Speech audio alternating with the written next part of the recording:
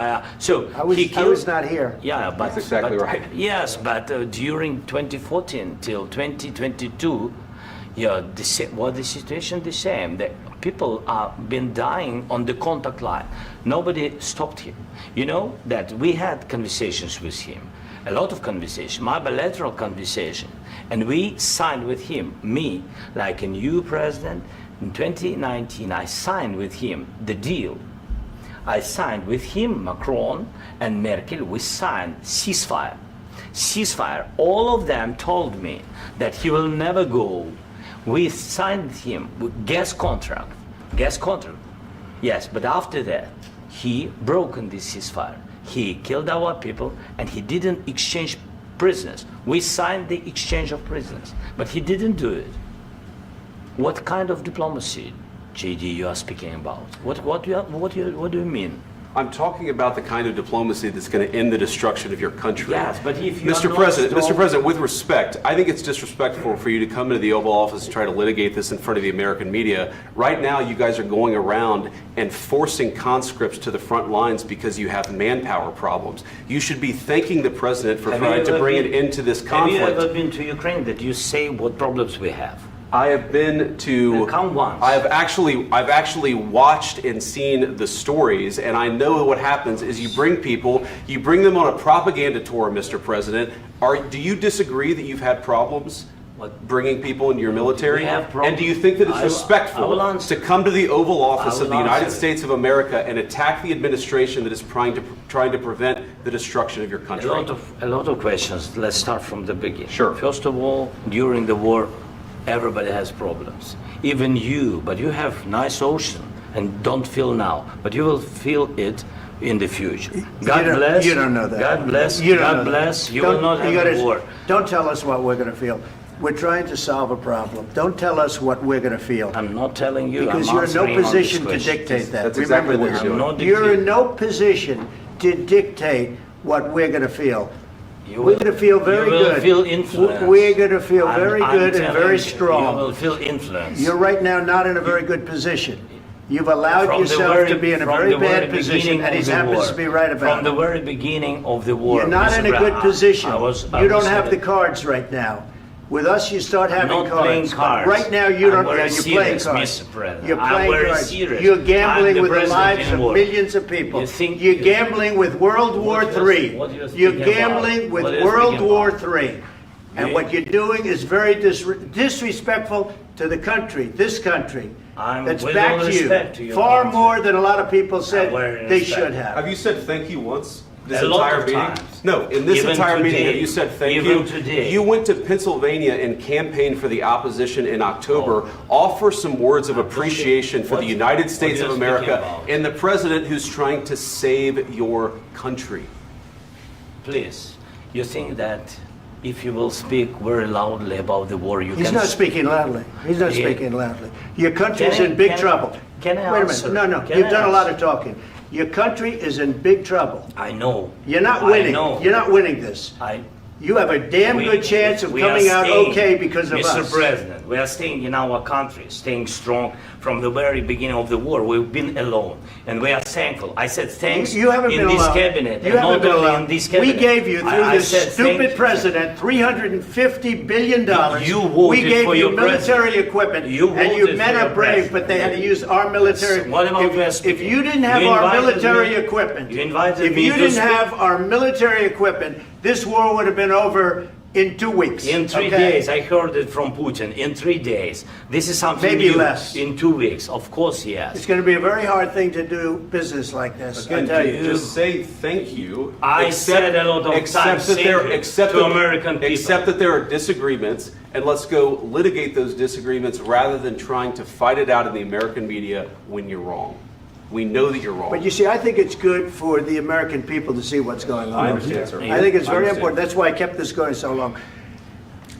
You have to be thankful. You don't have the cards. You're buried there. Your people are dying. You're running low on soldiers. Listen, you're running low on soldiers. It would be a damn good thing. And then you tell us, I don't want a ceasefire. I don't want a ceasefire. I want to go and I want this. Look. if you could get a ceasefire right now, I tell you, you'd take it so the bullets stop flying and your men stop getting killed. Of course, we want to stop the war. But you're saying you don't want a ceasefire. But I said to you, I want a ceasefire. With guarantees. Because you'll get a ceasefire faster than an agreement. Ask our people about ceasefire, what they think. That wasn't with me. For you what, that wasn't with me. That was with a guy named Biden who was not a smart person. That was with Obama. It was your president. Excuse me. That was with Obama, who gave you sheets, and I gave you javelins. Yes. I gave you the javelins to take out all those tanks. Obama gave you sheets. In fact, the statement is Obama gave sheets and Trump gave javelins. You got to be more thankful, because let me tell you, you don't have the cards. With us, you have the cards. But without us, you don't have any cards. One more question to Mr. Vice President. I'm sorry. It's going to be a tough deal to make, because the attitudes have to change. What if Russia breaks ceasefire? What if Russia breaks peace talks? What do we do then? I understand that it's a heated conversation right now. What are you saying? She's asking, what if Russia breaks the ceasefire? What if anything? What if a bomb drops on your head right now? Okay? What if they broke it? I don't know. They broke it with Biden, because Biden, they didn't respect him. They didn't respect Obama. They respect me. Let me tell you, Putin went through a hell of a lot with me. He went through a phony witch hunt where they used him and Russia. Russia. You ever hear of that deal? That was a phony Hunter Biden, Joe Biden scam. Hillary Clinton, Shifty Adam Schiff. It was a Democrat scam.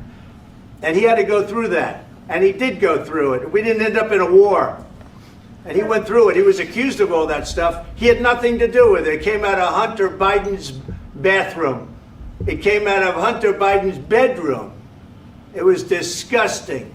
And then they said, oh, the laptop from hell was made by Russia. The 51 agents. The whole thing was a scam. And he had to put up with that. He was being accused of all that stuff. All I can say is this. He might have broken deals with Obama and Bush, and he might have broken them with Biden. He did, maybe. Maybe he didn't. I don't know what happened. But he didn't break them with me. He wants to make a deal. I don't know if you can make a deal. The problem is, I've empowered you to be a tough guy. And I don't think you'd be a tough guy without the United States. And your people are very brave. But you're either going to make a deal or we're out. And if we're out, you'll fight it out. I don't think it's going to be pretty, but you'll fight it out.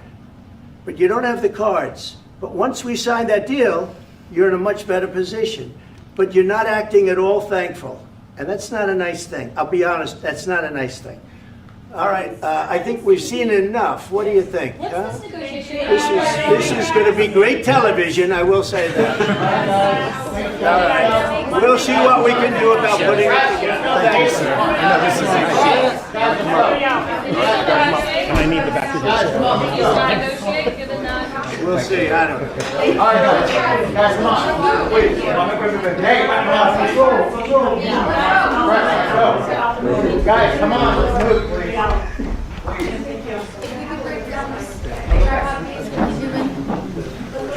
Thank you.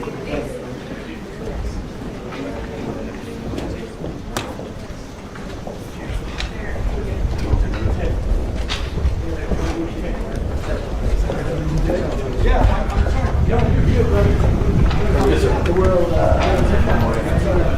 would you bring them to the world?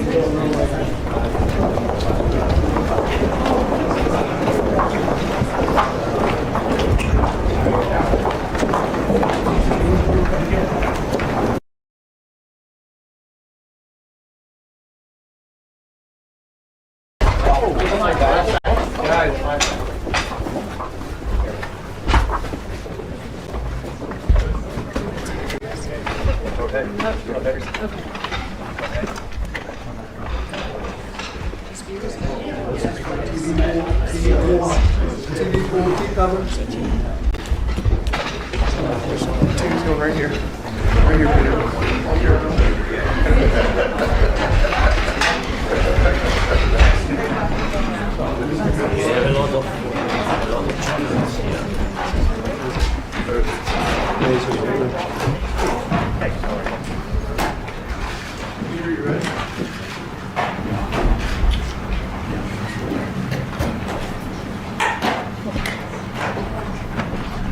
thank you very much. It's an honor to have President Zelensky of Ukraine.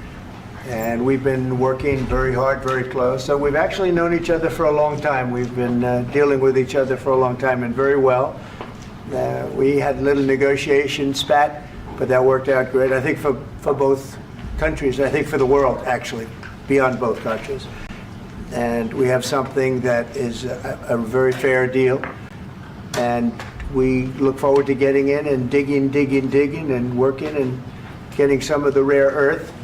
But it means we're going to be inside, and it's a big commitment from the United States, and we appreciate working with you very much. And we will continue to do that. We have had some very good discussions with Russia. I spoke with President Putin, and we're going to try and bring this to a close. It's something that you want and that he wants. We have to negotiate a deal, but we've started the confines of a deal, and I think something can happen. The big thing is the number of soldiers, mostly at this point, but soldiers being killed. You're losing thousands of soldiers. So on both sides, we're losing a lot of soldiers, and we want to see it stop.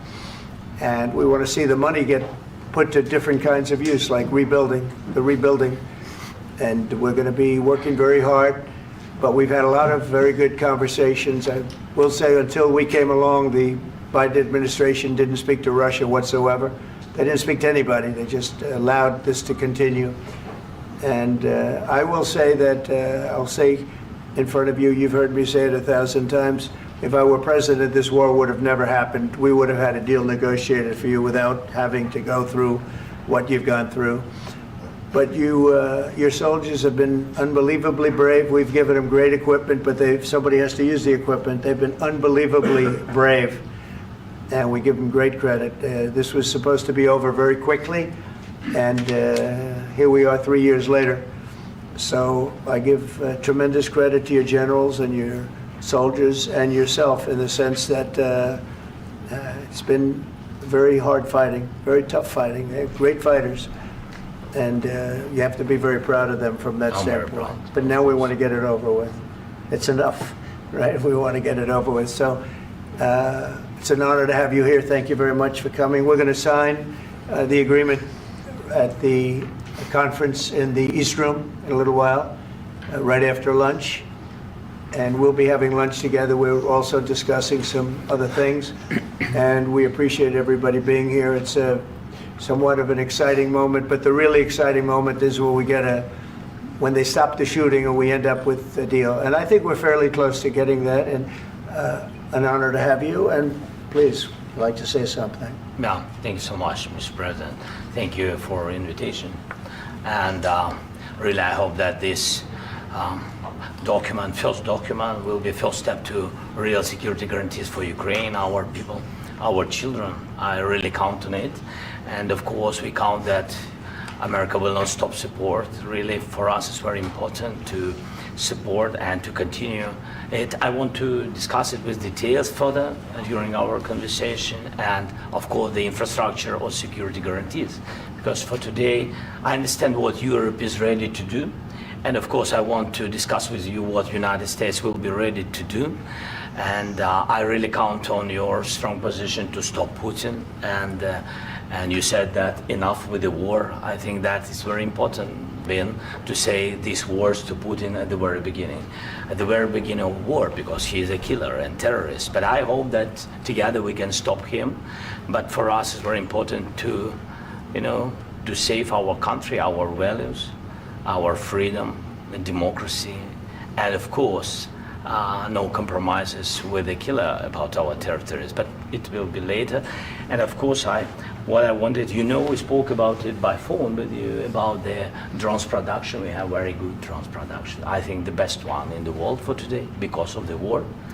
Yes, and of course, we need very much the air defense. You have the best air defense in the world, and really you helped us under attacks of Russians, and I want to speak how we can exchange the licenses. We're open to share the licenses of all our drones with you, of course, with the United States, and we need licenses for quick production of air defense. Even after the war, we need our nation to be calm, that we are secure. So that's why we need this air shield. And of course, about this I want to speak about the contingents. I think that France and UK already spoke to you, and we know that Europe is ready, but without the United States, they will not be ready to be as strong as we need. And the last point, last not least, about exchange, about our people and children. And you know that these crazy Russians, that they stolen 20,000 of children, Ukrainian children. They changed their names, they changed their families, relatives, and now they're in Russia. We want to bring them back, and really, it's a big dream, task, and goal for me, and our warriors. By the way, Mr. President, we exchanged, released more than 4,000 warriors from Russian prison, but there are thousands more in the prison. I wanted to share with you some images. How it's. I've just can I now? Yeah, please. One minute. Just you to understand in what circumstances, in what situation they are, and what the attitude of Russia to our prisoners. That guys, just you before and after. And you see before and after, just you to understand. Now thousands of such guys, ladies and men, there, and that, so they don't eat, they beat them, and they, they do a lot of, bad things. So out of, even during the war, there are rules. Everybody knows there are rules during the war. So these guys, they don't have any rules. You see that 50, 60 kilograms left, and a lot of such things. And I didn't want to show you what the changes with images of children, because I will just share with you. And I mean, it's looking tragically. Yep, that's tough stuff. I wanted very much to give you, and you see it. Yeah. This is pastor, by the way. They stolen pastors because it's not Russian church. They stolen pastors and moved pastors to the prison. At the end of last year, we brought 3 pastors, and we could exchange them. And this is pastor, you see. Yeah, it's tough. Yeah. So I mean, this I wanted to show you, and this. So thank you very much. We want to get that ended, right? Yeah. Of course, we And I want. think we will. And We have to, of course. do you have any questions, please? Mr. President. Thank you, Mr. President. With how much money is the U.S. going to put into the fund that is being created today, and how does this provide long-term security for Ukraine? Well, we don't know exactly how much, because we're going to be putting some money in a fund that we're going to get from the raw earth that we're going to be taking and sharing in terms of revenue. So it's going to be a lot of money will be made from the sale and from the use of raw earth. And as you know, our country doesn't have much raw earth. We have a lot of oil and gas, but we don't have a lot of the raw earth. And what we do have is protected by the environmentalists, but that can be unprotected, but still it's not very much. They have among the best in the world in terms of raw earth. So we're going to be using that, using it for all of the things we do, including AI and including weapons and the military, and it's really going to very much satisfy our needs. So it's something that just worked out really well. We have a lot of oil, and we have a lot of gas, but we don't have raw earth. So this has just about every component of the raw earth that we need for computers, for all of the things we do. This puts us in great shape. And on long-term security for Ukraine, how does this provide? I think they're going to have great luck. I think once we make the agreement, that's going to be 95% of it. They're not going to go back to fighting. I've spoken with President Putin, and I feel very strong. I've known him for a long time, and I feel very strongly that they're very serious about it. And we'll make a deal. And when the deal is made, I don't think we talk about security. Everyone's talking about the other day. All they talked about was security. I said, let me make the deal first. I have to make the deal first. I don't worry about security right now. We have to have a deal, because right now, last week, 2,000 soldiers died on both sides. 2,000, and they're losing 1,000, 2,000, 3,000 a week. So as we sit here and we talk, people are getting shot and dying on the battlefield. And, they're not American soldiers, but they're Russian soldiers and they're Ukrainian soldiers, and we want to be able to stop it. And we want to be able also to spend money on other things. We don't want to, this is a tremendous amount of money. And what the Biden administration did was terrible. They were giving money, but he had no security on the money. Europe, as you know, gave much less money, but they had security. It was in the form of a loan.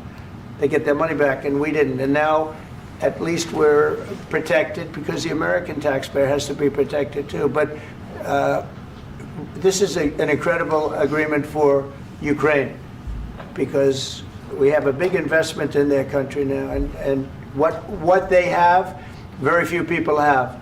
And we're able to really go forward with very, very high-tech things and many other things, including weaponry that we're going to use in many locations, but that we need for our country. Mr. President, This allows us to do this.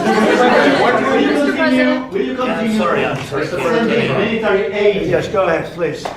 If I can just, yes. In the document, there is one of the very important points. If we speak about business and investment, we never had LNG terminals in Ukraine. This document will open. I mean, the next documents, but anyway, here we see in the framework, we see really goodwill for this. LNG terminals for us is very important, and I think for security of European continent. We have the biggest storage, gas storage. We have the biggest in Europe. Yes, yes, and we can use it. Use it for LNG. Use it for LNG, and we will do it. And really, we can help Europe because Europe really helped. President Trump said that they made less support, but they are our friends and they are our very supportive partners. They really gave a lot, Mr. President. They did. They gave a lot, but they gave much less. No. Much less. No. No. Not you. No. Okay. Okay.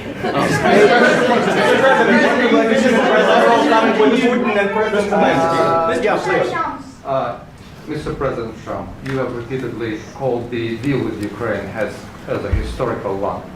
And as a President of the United States, you make historical decisions in other issues which affect America and other world. So what place in the world history do you want to take? And do you associate yourself with any famous historical figures? Yeah, I'd say George Washington, Abraham Lincoln. I would say I'm far superior to George Washington and Abraham Lincoln. Now, you know I'm only kidding, right? Because when I say that, the fake news is going to go wild. They're going to say he considers himself to be better than Washington. But you never know. You never know. I don't compare myself to anybody. I'm here to do a job. We've had a great 35 days or whatever it might be, a month, a little more than a month. We've accomplished tremendous amounts. Not only this would be a very great achievement if we could get the war stopped and get them back to normalization. I think that's going to happen. We've had very good talks on both sides, as you know. But I think we've done a very good job, just generally. If you look at all of the things we've done in 30 days, they're saying there's never been a opening for a president. The first month, there's never been a first month like we've had. And this is one of the very important things. This, to me, is one of the most important things because we have tremendous death taking place as we speak, and I don't want to have that. You know, think of the parents, whether they're in Russia or Ukraine, think of the parents of all these people being killed needlessly. They came to our territory. Should have never started. This would have, if I were president, this would have never started. Mr. President, where has out your conviction? Mr. President, will you continue sending military aid to Ukraine after the U.S. signs this agreement with Ukraine? Yeah, we're going to be continuing. To President Zelensky, do you feel like the U.S. is on your side? That President Trump is on your side at this moment? Right. What do you think? He wants to know, do you think that, sort of a stupid question. I guess we wouldn't be here if I wasn't. I think that the United States on our side from the very beginning of occupation, and I think that President Trump on our side, and of course, I'm sure that the United States President will not stop support. This is crucial for us. It's important for us. Yes. And Putin, the president speaks about the people and the soldiers which are dying, but they came to our territory, they came to our land. They began this war, and they have to stop. And I think this is the question, with really the most important question. Can President Trump, I hope yes, with some other allies, to stop Putin, withdraw these enemies, our enemy, withdraw these troops from our land?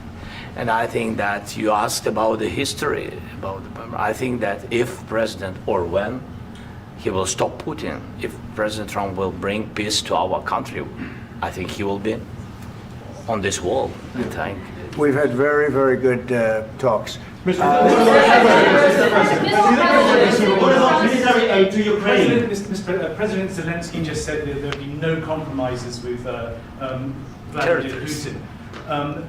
I just wanted to ask both of you, firstly, are there compromises that you think that President Zelensky is going to have to make? And President Zelensky, is there anything that you might be thinking that you may be able to offer or bring to the table, for example, elections? Thank you. I think you're going to have to always make compromises. You can't do any deals without compromises. So certainly he's going to have to make some compromises, but hopefully they won't be as big as some people think you're going to have to make. That's all. That's all we can do. I'm here as an arbitrator, as a mediator to a certain extent between two parties that have been very hostile, to put it mildly. They've been very hostile. There's been a vicious war. There's been a vicious war. You know, it's a very level battlefield, and those bullets go out, and as I've said many times, we were talking about it with Pete, many times the only thing stopping those bullets is a human body. And in the case we're talking about, generally young human bodies are stopping a lot of bullets. It's dead level. That's why it's great farmland. It's great land. It's great farmland, but there's very little protection against the bullets that are being, and other things that are being shot. So all I can do is see if I can get everybody at the table and get an agreement. And I think we're going to end up with an agreement. Otherwise, I wouldn't probably be even here today.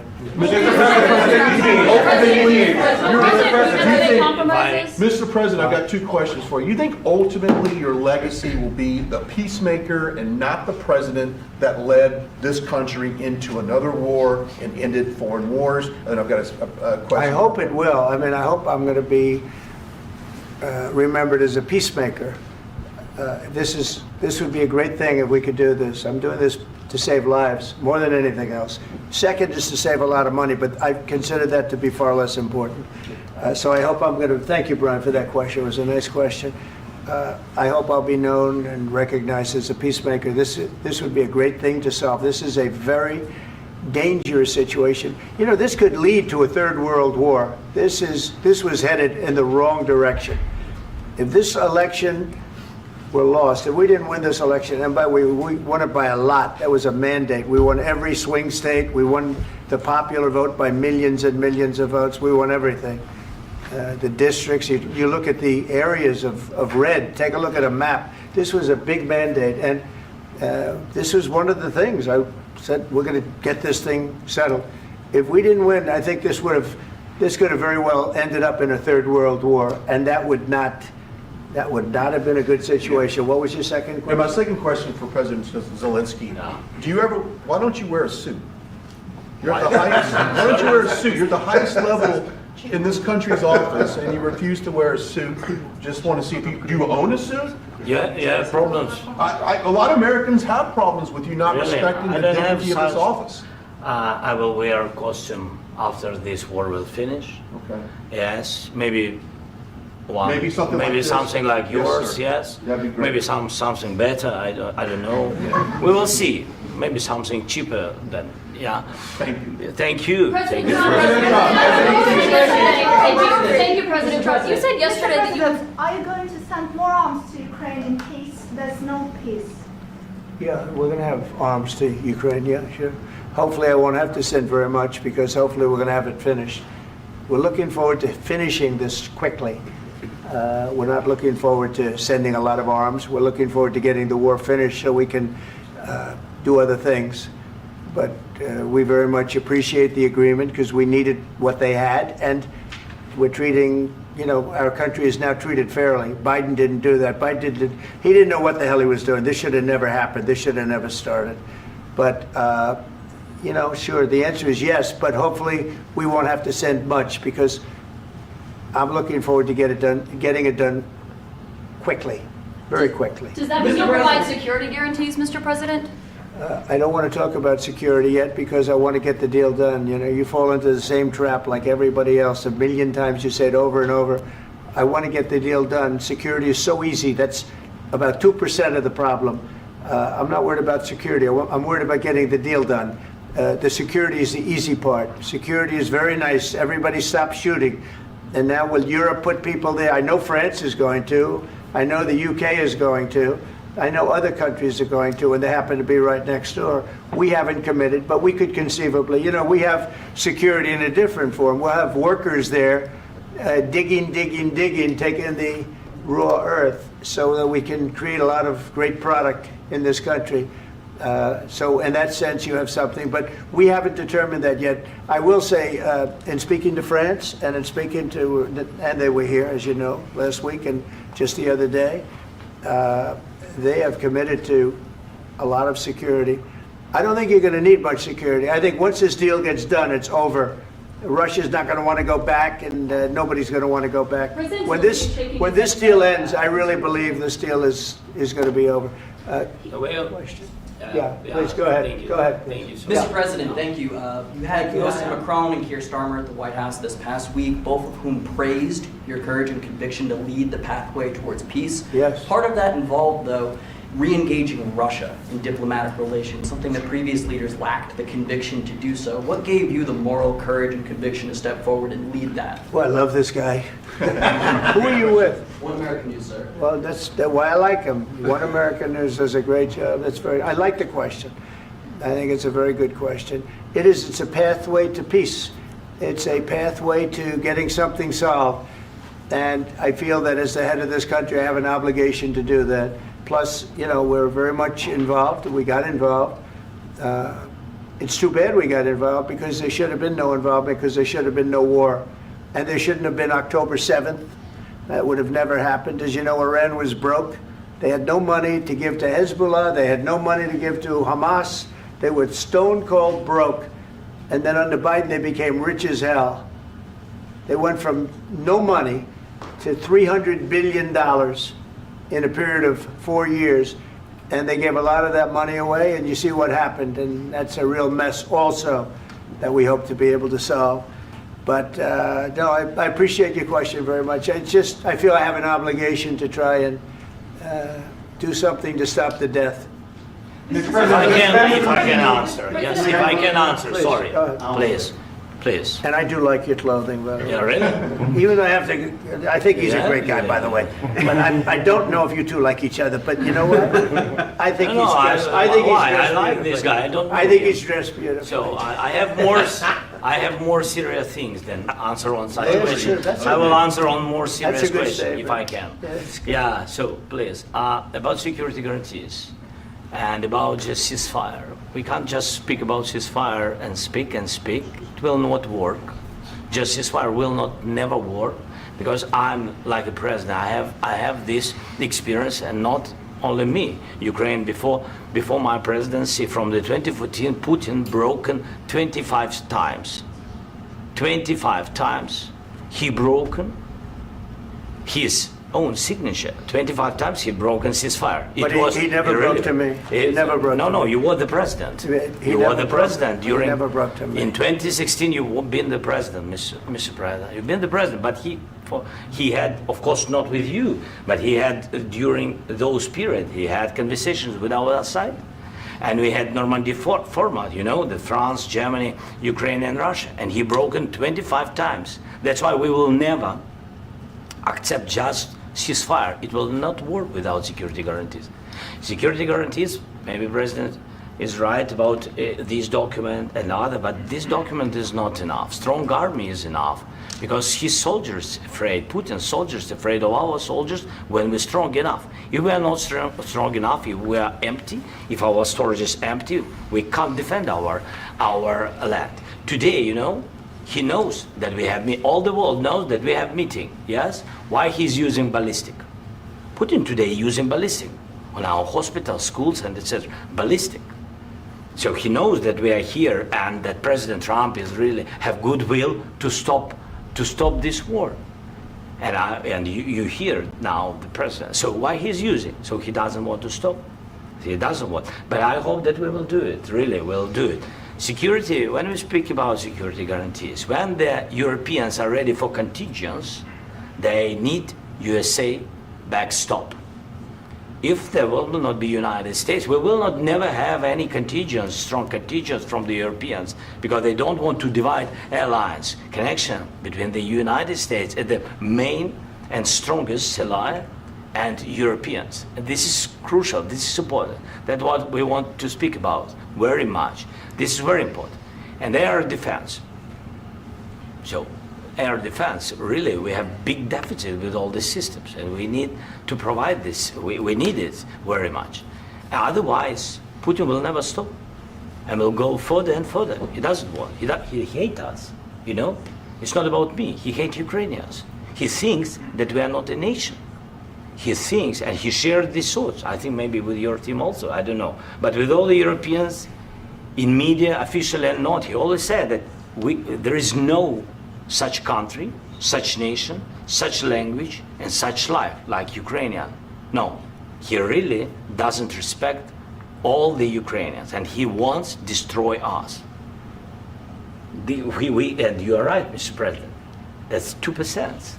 This document, maybe other documents, it's a very good start, very good, but it will not enough to stop this person.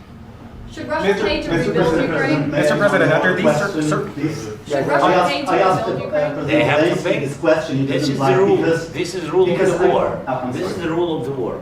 During all the centuries, all the history, this is the rule of the war. Who began, those pay. Do you agree, This is the President rule. Putin began this war. He has to pay all money for innovation. He has to pay. Of course, some Russian assets, what we have in Europe, about 300 billions, we can use them. We can use for innovation and buy military support from the United States also. We can do it, but it's not enough. It's not enough. President, under these circumstances, do you envision a trilateral summit with Putin and President Zelensky? Wait 1 second. I asked this question that you didn't like because I wanted to know if you want to position yourself in the middle between Russia and Yes. Ukraine or on the Ukraine side. No, I'm in the middle. I want to solve this thing. I'm for both. I want to get it solved. And it's wonderful to speak badly about somebody else, but I want to get it solved. If we can solve it, great. If we can't solve it, they're going to have to fight it out, and who knows what's going to happen. But I want to see it get solved. May I follow up? One more question about U.S. troops in Europe. After Russian invasion of Ukraine, your predecessor sent additional troops to Eastern Europe, including Poland, my country. Yeah. Are you committed to keeping these troops on the eastern flank of NATO in the future? I'm very committed to Poland. I think Poland has really stepped up and done a great job for NATO. They, as you know, they paid more than they had to. They are one of the finest groups of people I've ever known. I'm very committed to Poland. What about Baltics? Poland's in a tough neighborhood, you know. What about the Baltics?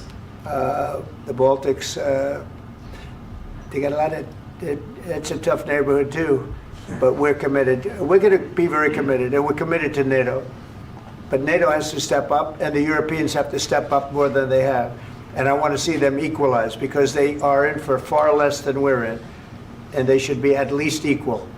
You understand that? Why is the United States, we have an ocean in between, why is the United States in for so much more money and other things as Europe? With that being said, and as you said, they've also been obviously very helpful, but we have put in far more than they have, and I think they should equalize. Mr. President, Please, go ahead. ask you about the agreement again today. What changed between the first time that Secretary Bessent gave President Zelensky the agreement and today for the signing? We made a deal.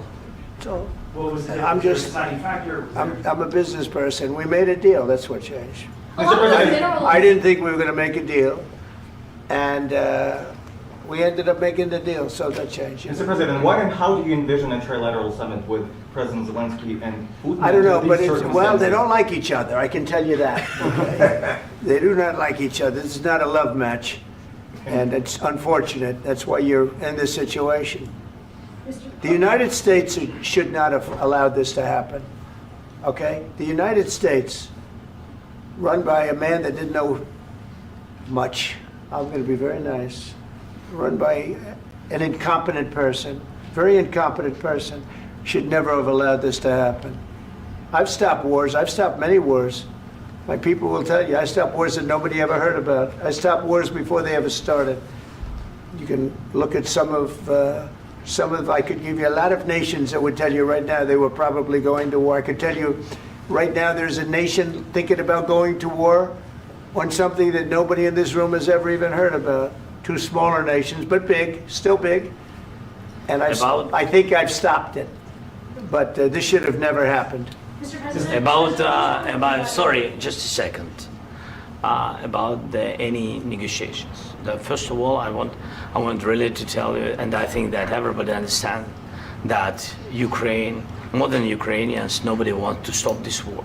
But at the future, any negotiations, it's understandable that two sides of the war, not Russia and the United States, because this is not the war between Russia and the United States. This is war of Russia against Ukraine and Ukrainian people. So these two sides will be at the anyway will be at the negotiation table. Then of course United States, like the strongest partner of the Ukraine, and of course Europe. I think Europe is very important. I want to speak about it with the president. Yes, Europe is very important for us because we really defend Europe for today. All Europeans really recognize that we are defending the line and they have real life and our people are dying. That's why they helped us. And also it's about the NATO. Yes, between, like the president said, you have big, nice ocean. Yes, between us. But if we will not stay, Russia will go further to Baltics and to Poland, by the way. But first to the Baltics. It's understandable for them because they've been in the USSR. You know, they've been one of the republics of the USSR, and Putin wants to bring them back to his empire. It's a fact. And when he will go there, if we will not stay, you will fight. Your American soldiers, it doesn't matter, do you have ocean or not, your soldiers will fight. Mr. President, would you be willing to visit Ukraine, maybe Kyiv or Odessa, which is known to be a dirty area of the Black Sea? It was my question. I'm sorry. I don't want to talk about Odessa now. Let's not talk about Odessa. I want to talk about making a deal, getting peace. We don't have to talk about Odessa, but a lot of cities have been destroyed. A lot of cities that are not recognizable. There's not a building standing. No, and a lot of things have Mr. President, you have to come and to look. No. We have very good cities. Yes, a lot of things have been destroyed, but mostly cities alive and people work and children go to school. Sometimes it's very difficult. Sometimes closer to front line, children have to go to underground schools or online, but we live. Ukraine is fighting and Ukraine lives. This is very important. And maybe it's Putin is sharing this information that he destroyed us. No, he lost 700,000 people, 700,000 soldiers. He lost everything. Yes. So. Mr. President, one more. I mentioned Poland. Please go ahead. When did you last speak with President Putin, and what did he say that? A couple of days ago. And what did he tell you that gave you the assurance that he wanted peace? Well, that's what I do. My whole life is deals. I know pretty good.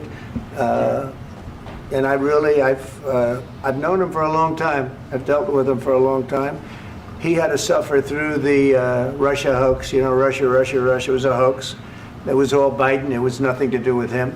So he had to suffer through that, and he was able to do that. I think that he wants to make a deal, and he'd like to see it end.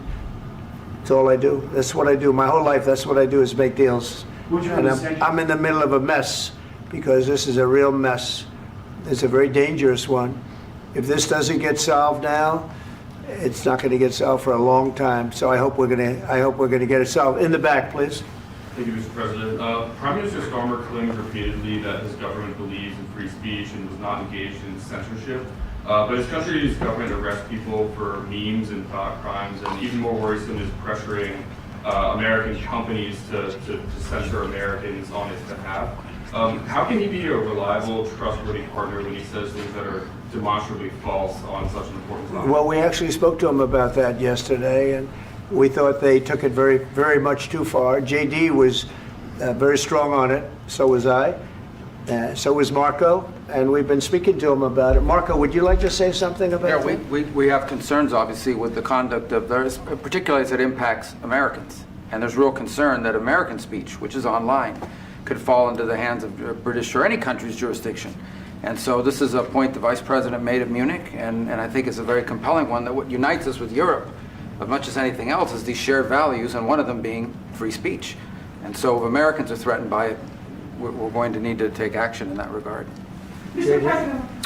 It's actually a very important question. We spoke about this in detail with the Prime Minister, the Foreign Secretary, and others at lunch yesterday. And I know that Secretary of Commerce Lutnick followed up in private meetings last night. This is really important. We believe Americans have the right to speak their mind, even if we in this room disagree with them. They have the right to speak their mind in the public square, which is often online these days.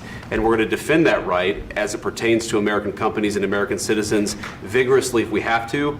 I do think that under the President's leadership, we're going to find common ground with our friends in the UK on this question, but it remains to be seen. The principle that will guide us is we believe in free speech in this country, and we'll fight for it for American citizens.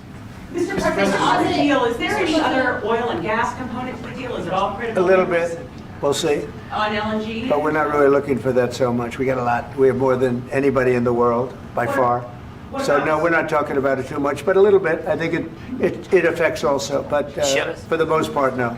And sir, is there any agreement from Ukraine to purchase U.S. LNG as part of the deal, or is that on the table at all? No, we don't need that. Mr. President, I just wanted to ask you about, you just mentioned that you'd spoken to Vladimir Putin a couple of days ago. Just to be clear, that's a new call, not the one that you... I've spoken to him on numerous occasions. Okay. And how was the latest call? What did you discuss? How did it go? Are you serious with that question? I am. I'd love to know. It went well. I think we're going to have a deal. On the minerals deal, Mr. President, some of those minerals are in the east of Ukraine, not far from the front lines and in areas that Russia has occupied. Will you direct President Putin to withdraw his forces from those areas if there's U.S. interest? Well, we'll take a look at the time. We have a lot of area. It's a very big area we're talking about, so we'll take a look. I'll study that and I'll see. And who would protect those minerals if they are U.S. interests? Would that be Ukrainian forces? They'll be protected. The agreement will protect them. U.S. The forces? agreement, yeah, we're signing an agreement. Right, but what if Russia tries to invade or there's Russian aggression in those spots? I just told you I don't think that's going to happen. And if that were going to happen, I wouldn't make a deal. If I thought that was going to happen, I wouldn't make a deal. Some people may wonder why. You know, they ought to focus on CNN on survival, not asking me these ridiculous questions. Focus on surviving, because CNN's got such low ratings. I don't think they're going to survive. Let's go. Please go. Since I already mentioned Poland. Poland was under Russian control for decades after the Second World War. When I was a kid, I looked at the United States not only as a most powerful country, richest country in the world, the country that has great music, great movies, great muscle cars, but also as a force for good. And now I'm talking with my friends in Poland, and they are worried that you align yourself too much with Putin. What's your message for them? Well, if I didn't align myself with both of them, you'd never have a deal. You want me to say really terrible things about Putin and then say, "Hi, Vladimir, how are we doing on the deal?" That doesn't work that way. I'm not aligned with Putin. I'm not aligned with anybody. I'm aligned with the United States of America and for the good of the world. I'm aligned with the world. And I want to get this thing over with. You see the hatred he's got for Putin. It's very tough for me to make a deal with that kind of hate. He's got tremendous hatred. And I understand that, but I can tell you the other side isn't exactly in love with, him either. So it's not a question of alignment. I'm aligned with the world. I want to get the thing set. I'm aligned with Europe. I want to see if we can get this thing done. You want me to be tough? I could be tougher than any human being you've ever seen. I'd be so tough.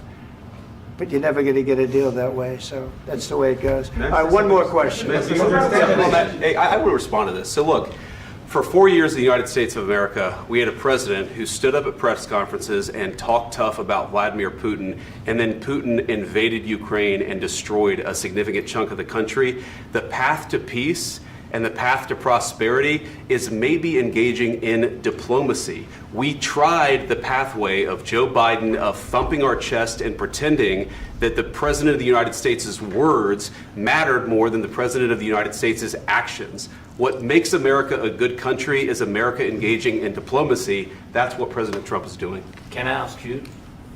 Sure. Yeah? Yeah. Okay. So he occupied our parts, big parts of Ukraine, part of East and Crimea. So he occupied it on 2014. So during a lot of years, so I'm not speaking about just Biden, but those time was Obama, then President Obama, then President Trump, then President Biden, now President Trump, and God bless, now President Trump will stop him. But during 2014, nobody stopped him. He just occupied and took. He killed people. You know what the contact line? 2015. 2014 2014. and 2015. 2014. Yeah. So I was not here. Yeah, but that's exactly right. Yes, but during 2014 till 2022, yeah, the situation the same. The people have been dying on the contact line. Nobody stopped him. You know that we had conversations with him, a lot of conversation, my bilateral conversation, and we signed with him, me, like a new president. In 2019, I signed with him the deal. I signed with him, Macron and Merkel, we signed ceasefire. Ceasefire. All of them told me that he will never go. We signed him with gas contract. Gas contract. Yes, but after that, he broken this ceasefire. He killed our people and he didn't exchange prisoners. We signed the exchange of prisoners, but he didn't do it. What kind of diplomacy, JD, you are speaking about? What do you mean? I'm talking about the kind of diplomacy that's going to end the destruction of your country. Yes, but if you Mr. President, with respect, I think it's disrespectful for you to come into the Oval Office and try to litigate this in front of the American media. Right now, you guys are going around and forcing conscripts to the front lines because you have manpower problems. You should be thanking the President for trying to bring an end to this conflict. Have you ever been to Ukraine that you say what problems we have? I have been to. Come once. I've actually watched and seen the stories, and I know what happens is you bring them on a propaganda tour, Mr. President. Do you disagree that you've had problems bringing people into your military? We have problems. And do you think that it's respectful to come to the Oval Office of the United States of America and attack the administration that is trying to prevent the destruction of your country? A lot of questions. Let's start from the beginning. Sure. First of all, during the war, everybody has problems, even you, but you have nice ocean and don't feel now, but you will feel it in the future. God bless. You don't know that. God bless. You God bless. You will not have a war. Don't tell us what we're going to feel. We're trying to solve a problem. Don't tell us what we're going to feel. I'm not telling you. Because you're in no position to dictate that. That's exactly what you're doing. You're in no position to dictate what we're going to feel. We're going to feel very good. You will feel influence. We're going to feel very good and very strong. You will feel influence. You're right now not in a very good position. You've allowed yourself to be in a very bad position, and he happens to be right about it. From the very beginning of the war. You're not in a good position. You don't have the cards right now. With us, you start having not cards. Playing cards. Right now, you don't. You're playing cards. Mr. President. You're playing cards. Serious. You're gambling with the president lives of millions of people. You're gambling with World War III. You're gambling with World War III. And what you're doing is very disrespectful to the country, this country, that's backed you far more than a lot of people said they should have. Have you said thank you once? This a entire lot of meeting? times. No, in this Even entire today. meeting, have you said thank Even you? today. You went to Pennsylvania and campaigned for the opposition in October. Offer some words of appreciation for the United States of America and the president who's trying to save your country. Please, you think that if you will speak very loudly about the war, you He's can... not speaking loudly. He's not speaking loudly. Your country is in big trouble. Can I Wait a answer? minute. No, Can you've I done a lot answer? of talking. Your country is in big trouble. I know. You're not I winning. know. You're not winning this. You have a damn good chance of We are coming out staying, okay because of Mr. us. President, we are staying in our country, staying strong from the very beginning of the war. We've been alone, and we are thankful. I said thanks You haven't in been this alone. cabinet, You and haven't not been only alone. in this cabinet. We gave you, through I this said thank stupid you. president, $350 billion. You voted We gave for you your military president. equipment, You and you voted men for are your brave, president. but they had to use our military. What about If you didn't have You our invited military me- equipment, you invited if me you to didn't speak- have our military equipment, this war would have been over in 2 weeks. In 3 okay? days, I heard it from Putin. In 3 days, this is something Maybe new. less. In 2 weeks, of course, yes. It's going to be a very hard thing to do business like this. I Again, tell you. just say thank you. I said a lot of times thank you to American people. Accept that there are disagreements, and let's go litigate those disagreements rather than trying to fight it out in the American media when you're wrong. We know that you're wrong. But you see, I think it's good for the American people to see what's going on. I understand, sir. I think it's I very understand. important. That's why I kept this going so long. You have to be thankful. You don't have the I'm cards. thankful. You're buried there. Your people are dying. tell you You're again, running I low know. on soldiers. Don't- Listen, don't please, you're running Mr. low on President. soldiers. It would be a damn good thing. Mr. And then President. then you tell us, I don't want a ceasefire. I don't want a ceasefire. I want to go and I want this. Look, if you could get a ceasefire right now, I tell you, you take it so the bullets stop flying and your men stop getting killed. Of course, we want to stop the war. But you're I saying said- you don't want a ceasefire. But I said to you, I want a ceasefire. with guarantees. Because you'll get a ceasefire faster than an agreement. Ask our people about ceasefire, what they think. That wasn't it doesn't with matter me. for you what That what wasn't this with me. means.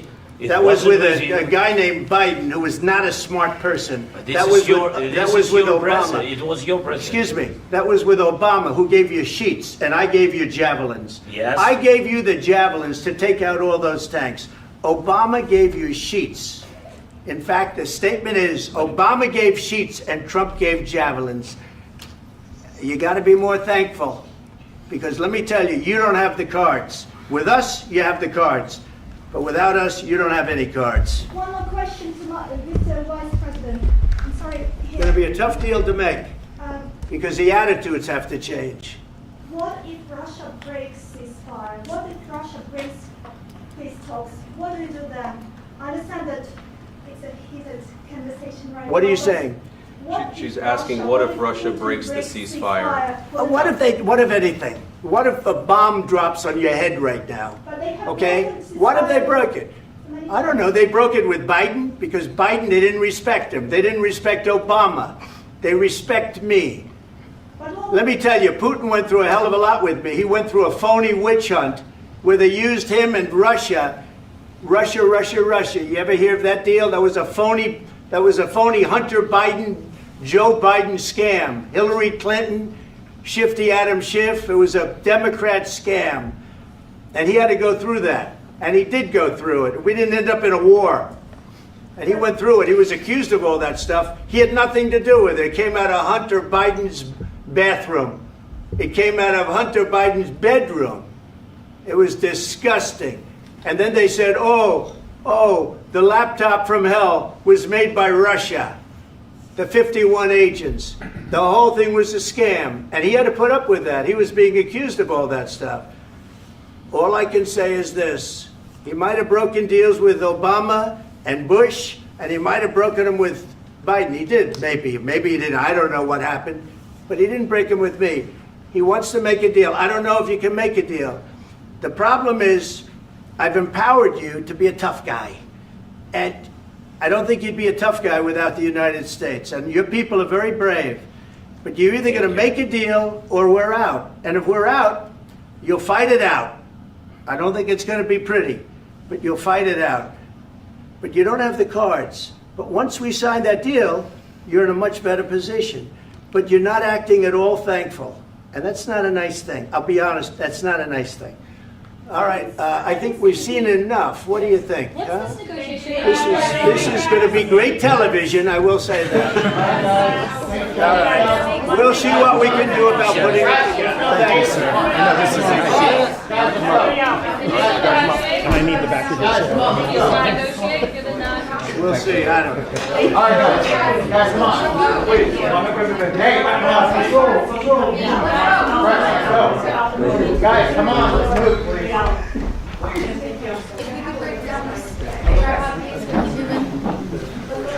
Thank you.